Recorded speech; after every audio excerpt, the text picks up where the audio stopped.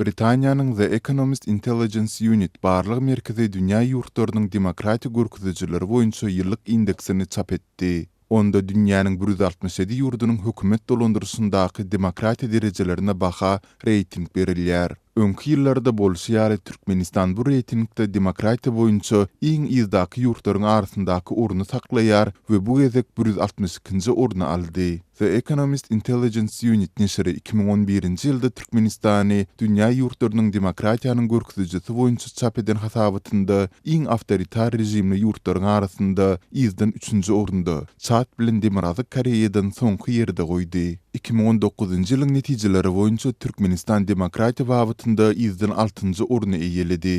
Has anygy ekspertleriň gelen netijelerine görä Türkmenistandaky demokratiýanyň derejesi Sudan, Gvineya Bisay, İran, Eritreya, Burundi, Laos, Liviya, Yemen, Sauda Arabistany, Ekwatorial Gvineya ýaly ýurtlardaky demokratiýadan hem peste bolup durýar. Mälim bolşýaly bu ýurtlaryň käbirinde urus gowga dowam etse, käbirine garşy girdilen ykdysady sanksiýalar saklanyp galýar. Ýurtlaryň hökümetlerine demokratiýa boýunça baha berilende, esasy görkezijiler höküminde siýasy dürlülügiň, pluralizmiň we siýasy prosesiniň hili, hökümetiň netijeliligi, raýatlaryň siýasy kararlarynyň kabul edilmegine gatnaşygy, siýasy medeniýetiň we jemgyýetdäki raýat azatlygynyň derejeleri nazarda tutulýar. Bu ugrdaky görkezijiler boýunça Türkmenistan mümkin bolan 10 baldan 1,72 bal aldy we awtoritar düzgünli döwletlere degisli edildi. Has anyk aýdylanda Türkmenistan saýlaw prosesi we pluralizm babatda 0 bal, hökümetiň netijeliligi boýunça 0,79, siýasy gatnaşyk boýunça